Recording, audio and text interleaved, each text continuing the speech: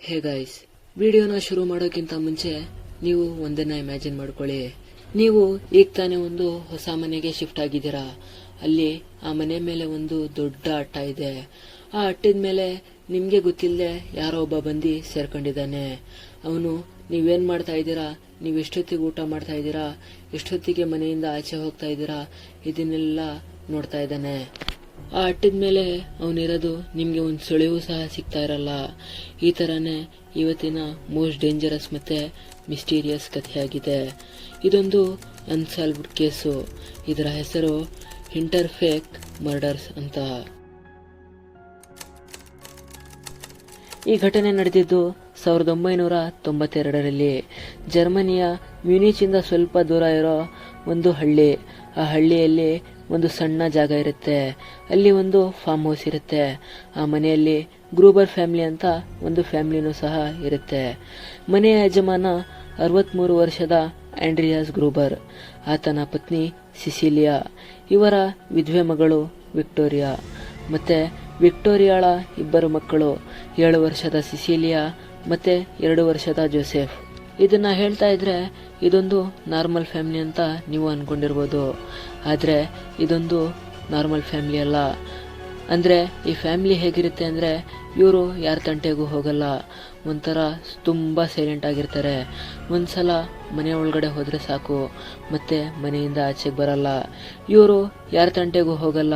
ಇವ್ರ ತಂಟೆಗೆ ಬಂದ್ರೆ ಆ ಕ್ರೂರಿಯಾದ ಮುತ್ಕ ಬಿಡಲ್ಲ. ಅಂದ್ರೆ ವಿಕ್ಟೋರಿಯಾಳ ತಂದೆ ತುಂಬಾ ಕ್ರೂರಿಯಾಗಿರ್ತಾನೆ. ಮತ್ತೆ ಒಂಥರ ಅವನ್ಗೆ ಮಸ್ತಿನೂ ಸಹ ತುಂಬಾ ಇರುತ್ತೆ. ಈ ಭಯಾನಕ ಕೊಲೆ ನಡೆಯೋಕೆ 6 ತಿಂಗಳು ಮುಂಚೆ ಒಂದು ಘಟನೆ ನಡೆಯುತ್ತೆ. ಆ ಮನೆಯಲ್ಲಿ ಕೆಲಸ ಮಾಡ್ತಿದ್ದವಳು ನಾರ್ಮಲ್ ಆಗಿ ಕೆಲಸ ಮಾಡ್ಕೊಂಡು ಹೋಗ್ತಾ ಇರ್ತಾಳೆ. ಆದ್ರೆ ಇದ್ದಕ್ಕಿದ್ದಂಗೆ ಒಂದ್ ದಿವಸ ನಾನು ಕೆಲಸ ಬಿಡ್ತೀನಿ ಅಂತ ಹೇಳ್ತಾಳೆ. ಇದನ್ನ ಕೇಳಿ ಅವರೆಲ್ಲರೂ ಗಾಬರಿಯಾಗಿ ಏನಕ್ಕೆ ಇದ್ದಕ್ಕಿದ್ದಂಗೆ ಕೆಲಸ ಬಿಡ್ತಿದ್ಯಾ ಅಂತ ಕೇಳ್ತಾಳೆ. ಅದಕ್ಕೆ ಅವಳು ಬೆವ್ತೋಗಿ ತುಂಬಾ ಭಯದಿಂದ ಇದನ್ನ ಹೇಳ್ತಾಳೆ. ಅವಳು ಯಾವ ಮಟ್ಟಕ್ಕೆ ಹೆದರ್ಕೊಂಡಿರ್ತಾಳಂದ್ರೆ, ಆ ಮನೆಯಲ್ಲಿ ಯಾವುದೋ ದೆವ್ವನೋ ಪಿಶಾಚಿನೋ ಯಾವುದೋ ಕೆಟ್ಟ ಶಕ್ತಿನ ನೋಡಿರ್ಬೋದು. ಆ ಥರ ಹೆದರ್ಕೊಂಡು ಬೆವ್ತಾಗ್ತಾ ಇರ್ತಾಳೆ. ಅದಕ್ಕೆ ಆಂಡ್ರಿಯಾಸು ಮೊದಲೇ ತುಂಬಾ ಜಂಬ ಅವನಿಗೆ. ಅವನು ಇದನ್ನೆಲ್ಲ ಕೇರ್ ಮಾಡ್ದೆ, ಏನಾಗಿರೋದು ಹೇಳು, ಏನಕ್ಕೆ ಕೆಲಸ ಬಿಡ್ತಿದ್ಯಾ ಹೇಳು ಅಂತ ಕೇಳ್ತಾನೆ. ಅದಕ್ಕೆ ಆ ಕೆಲಸದವಳು, ಈ ಮನೆಯಲ್ಲಿ ಯಾರಿಗೂ ಗೊತ್ತಿಲ್ಲದಂಗೆ ಅಟ್ಟಿದ ಮೇಲೆ ಯಾರೋ ಓಡಾಡ್ತಾ ಇರ್ತಾನೆ, ಯಾರೋ ನನ್ನನ್ನ ಸದಾ ಗಮನಿಸ್ತಾ ಇರ್ತಾನೆ ಅಂತ ಅವಳು ಹೇಳ್ತಾಳೆ. ಇದನ್ನ ಕೇಳಿದ ತಕ್ಷಣ ಆಂಡ್ರಿಯಾಸು ತುಂಬಾ ಜೋರಾಗಿ ನಗ್ತಾನೆ. ನಗ್ತಾ ನಗ್ತಾ, ನಿನ್ಗೇನೋ ತಲೆಗಿಲೆ ಕೆಟ್ಟಿದೆ, ನೀನು ಹುಚ್ಚಿ ಆಗ್ಬಿಟ್ಟಿದ್ಯಾ, ಅದಕ್ಕೆ ಈ ತರ ಹುಚ್ಚುಚ್ಚಾಗಿ ಮಾತಾಡ್ತಾ ಇದೀಯಾ. ಮೊದಲು ಇಲ್ಲಿಂದ ನಾನೇನಾದ್ರೂ ಮಾಡೋಕ್ಕಿಂತ ಮುಂಚೆ ಹೊರಟೋಗ್ಬಿಡು, ಇಲ್ಲ ಅಂದ್ರೆ ನಾನಿನ್ನ ಸಾಯಿಸ್ಬಿಡ್ತೀನಿ ಅಂತ ಹೇಳ್ತಾನೆ. ಅದಕ್ಕೆ ಇದನ್ನ ಕೇಳಿದ ತಕ್ಷಣ ಆ ಕೆಲಸದವಳು ಹೆದರ್ಕೊಂಡು ಅಲ್ಲಿಂದ ಓಡೋಗ್ಬಿಡ್ತಾಳೆ. ಇದಾದ್ಮೇಲೆ 6 ತಿಂಗಳು ಕಳೆಯುತ್ತೆ. ಆ ಮನೆಗೆ ಯಾವುದೇ ಕೆಲಸದವರು ಬರ್ತಾ ಇರಲ್ಲ. ಆದ್ರೆ ಅವರು ಕೆಲಸದವ್ರನ್ನ ಹುಡುಕ್ತಾ ಇರ್ತಾರೆ. ಆ ಮನೆಗೆ ಕೆಲ್ಸಕ್ಕೆ ಬರಕ್ಕೆ ಯಾರೋ ತಯಾರಾಗ್ತಾ ಇರಲ್ಲ. ಅಂದ್ರೆ ಆ ಮನೆ ಸುತ್ತಮುತ್ತ ತುಂಬಾ ಕಾಡಿರುತ್ತೆ. ಮಧ್ಯದಲ್ಲಿ ಇದೊಂದು ಫಾರ್ಮ್ ಹೌಸ್ ಇರುತ್ತೆ. ಇದನ್ನ ನೋಡಿ ಹೆದರ್ಕೊಂಡು ಅಲ್ಲಿಂದ ಹೊರಟೋಗ್ತಾ ಇರ್ತಾರೆ. ಸುಮಾರು 6 ತಿಂಗಳು ಕಳೆಯುತ್ತೆ. ಕರೆಕ್ಟಾಗಿ ಮಾರ್ಚ್ 31ನೇ ತಾರೀಕು ಅಂದ್ರೆ ಕೊಲೆ ನಡೆಯೋ ದಿವಸ ಅಲ್ಲಿ ಒಬ್ಳು ಕೆಲಸದವಳು ಬರ್ತಾಳೆ. ಅವಳ ಹೆಸರು ಮರಿಯಾ ಅಂತ. ಕೊಲೆ ನಡೆಯೋಕೆ 1 ವಾರ ಮುಂಚೆ ಆಂಡ್ರಿಯಾಸ್ಗೆ ಕೆಲವು ಕ್ರಿಪಿ ವಿಷಯಗಳು ಕಾಣಿಸ್ಕೊಳ್ಳುತ್ತೆ. ಕ್ರಿಪಿ ವಿಷಯಗಳು ಅಂದ್ರೆ ಇವ್ರಿಗೆ ಸಂಬಂಧನೇ ಇರಲ್ಲ, ಆತರ ಕೆಲವು ಗುರುತುಗಳು ಕಾಣಿಸ್ಕೊಳ್ಳುತ್ತೆ. ಮೊದಲನೇದು, ಕಾಡಿನ ಕಡೆಯಿಂದ ಕೆಲವು ಹೆಜ್ಜೆಗಳು ಮನೆ ಕಡೆ ಬಂದಿದೆ. ಆದ್ರೆ ಅಚ್ಚರಿ ಏನಂದ್ರೆ ಆ ಕಡೆಯಿಂದ ವಾಪಸ್ ಕಾಡಿಗೆ ಹೋಗಿರೋ ಗುರುತುಗಳೇ ಕಾಣಿಸ್ತಾ ಇಲ್ಲ. ಅಂದ್ರೆ ಯಾರೋ ಒಬ್ಬ ಮನೆ ಒಳಗಡೆ ಬಂದು ಸೇರ್ಕೊಂಡವನೆ, ಆ ಕಡೆಯಿಂದ ಮತ್ತೆ ಆಚೆಗೆ ಬಂದಿಲ್ಲ. ಎರಡನೇದು, ರಾತ್ರಿ ಹೊತ್ತು ಅಟ್ಟಿದ ಮೇಲೆ ಯಾರೋ ಬೂಟ್ ಹಾಕೊಂಡು ನಡೀತಾ ಇರೋ ಶಬ್ದ ಕೇಳಿಸುತ್ತೆ. ಆಂಡ್ರಿಯಾಸ್ ಹೋಗಿ ಚೆಕ್ ಮಾಡಿದ್ರೆ ಅಲ್ಲಿ ಯಾರು ಇರಲ್ಲ. ಮೂರನೇದು, ಮನೆಯಲ್ಲಿ ಯಾರಿಗೂ ಗೊತ್ತಿಲ್ಲದೆ ಇರೋ ಹಾಗೆ ಒಂದು ನ್ಯೂಸ್ ಪೇಪರ್ ಬಿದ್ದಿರುತ್ತೆ.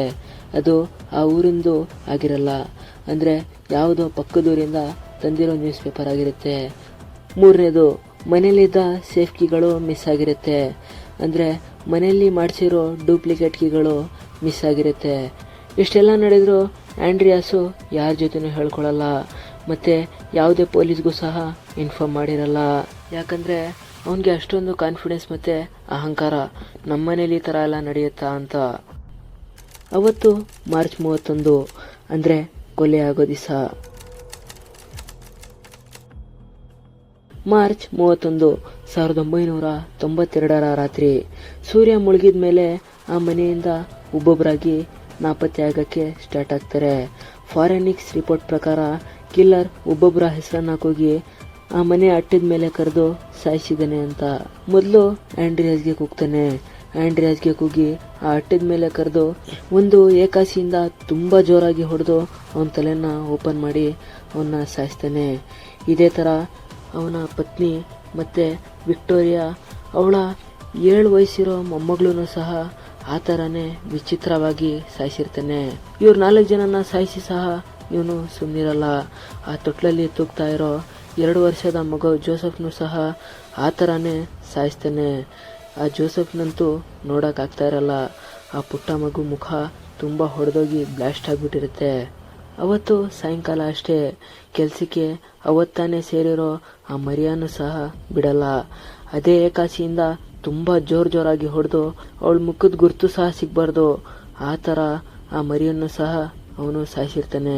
ಆ ಕೊಲೆ ಎಷ್ಟೊಂದು ಭಯಾನಕವಾಗಿರುತ್ತೆ ಅಂದರೆ, ಆ ಪಕ್ಕದಲ್ಲಿ ಕೂತಿರೋ 7 ವರ್ಷದ ಮಗು ತನ್ನ ತಾಯಿ ಮತ್ತೆ ತನ್ನ ಅಜ್ಜಿನ ಆತ ಕೊಲೆ ಮಾಡ್ತಿರೋದನ್ನ ನೋಡಿ ತನ್ನ ಕೂದಲನ್ನ ತಾನೇ ಕಿತ್ಕೊಂಡಿರುತ್ತೆ ಅಂತ ಫಾರೆನ್ಸಿಕ್ಸ್ ರಿಪೋರ್ಟು ಹೇಳುತ್ತೆ. ಮರ್ಡರ್ ಮಾಡಿ ಕಿಲ್ಲರ್ ಅಲ್ಲಿಂದ ಓಡಿ ಹೋಗ್ತಾ ಇದ್ರೆ ಅದೊಂದು ನಾರ್ಮಲ್ ಕ್ರೈಮ್ ಆಗ್ತಾ ಇತ್ತು. ಆದರೆ ಈ ಕಿಲ್ಲರ್ 4 ದಿವಸ ಅಲ್ಲಿಯೇ ಇದ್ದ. ಮಾರನೇ ದಿವಸ ಪಕ್ಕದ ಮನೆಯವರು ಈ ಫಾರ್ಮ್ ಹೌಸ್ ಕಡೆ ನೋಡ್ತಾರೆ. ನೋಡಿದಾಗ ಚಿಮ್ನಿಯಿಂದ ಹೊಗೆ ಬರ್ತಾ ಇತ್ತು. ಅಂದ್ರೆ ಸ್ಟ್ರೇಂಜರು ಮನೆ ಒಳಗಡೆ ಯಾರಿಗೂ ಗೊತ್ತಿಲ್ದಂಗೆ ಆರಾಮಾಗಿ ಅಡಿಗೆ ಗಿಡಿಗೆ ಎಲ್ಲ ಮಾಡಿ ಊಟ ಎಲ್ಲ ಮಾಡ್ತಾ ಇರ್ತಾನೆ. ಅದರಲ್ಲೂ ಆಚೆ ಕಟ್ಟಾಕಿರೋ ನಾಯಿಗೆ ಊಟನೂ ಸಹ ಹಾಕಿರ್ತಾನೆ. ಮತ್ತೆ ಪಕ್ಕದಲ್ಲಿರೋ ಫಾರ್ಮಲ್ಲಿ ಕೆಲವು ಹಸುಗಳಿರುತ್ತೆ. ಆ ಹಸುಗಳಿಗೆ ಮೇವನ್ನು ಸಹ ಹಾಕಿರ್ತಾನೆ. ಇವನು ಈ ಮನೆ ಹತ್ರ ಯಾರಾದರೂ ಬರ್ತಾ ಇದ್ದಾರಾ ಅಂತ ಆ ಕಿಟಕಿ ಹತ್ರ 24 ಗಂಟೆ ಟೈಮು ಕೂತ್ಕೊಂಡು ಆಚೆ ಕಡೆ ನೋಡ್ತಾ ಇರ್ತಾನೆ. ಮೊದಲೇ ಈ ಫ್ಯಾಮಿಲಿ ಯಾರ ಜೊತೆನೂ ಸಹ ಸೇರ್ತಾ ಇರಲ್ಲ. ಅದರಲ್ಲೂ ಆ ಹಳ್ಳಿಯವ್ರಿಗೆ ಇವ್ರಿಗೆ ಕಂಡ್ರು ಸಹ ಆಗ್ತಾ ಇರಲ್ಲ. ಅದಕ್ಕೆ ಆ ಫಾರ್ಮ್ ಹೌಸ್ ಕಡೆ ಯಾರು ಬರ್ತಾನೂ ಸಹ ಇರಲ್ಲ. ಇವನು ಆ ಮನೇಲಿದ್ದು 4 ದಿವಸ ಆಗ್ತಾ ಬಂತು. ಪಕ್ಕದಲ್ಲಿ ಶವಗಳು ಕೊಳ್ತು ತುಂಬಾ ವಾಸನೆ ಬೇರೆ ಬರ್ತಾ ಇದೆ. ಆದ್ರೆ ಈ ಸ್ಟ್ರೇಂಜರ್ಗೆ ಯಾವುದೇ ಭಯ ಇಲ್ಲ. ಮತ್ತೆ ಈ ಕೊಳ್ತು ವಾಸನೆ ಹೊಡಿತಾ ಇದ್ರು ಇವನ್ ಮೂಗ್ಗೆ ಒಂಚೂರು ಇಂಪ್ಯಾಕ್ಟ್ ಬೀಳ್ತಾ ಇಲ್ಲ. ಏಪ್ರಿಲ್ 4ರವರೆಗೆ ಈ ಆಟ ನಡೆಯುತ್ತೆ. ಆಮೇಲೆ ಆತ ಯಾವುದೇ ಗುರುತನ್ನು ಬಿಡದೆ, ಅಂದ್ರೆ ಪೊಲೀಸ್ ಅವ್ರಿಗೆ ಸಿಗಾಕೊಳ್ಳಕ್ಕೆ ಯಾವುದೇ ತರ ಗುರುತನ್ನು ಬಿಡದೆ ಕಾಡೊಳಗಡೆ ಹೊರಟೋಗಿರ್ತಾನೆ. ಇದಾದ್ಮೇಲೆ ಪೊಲೀಸರು ಬರ್ತಾರೆ.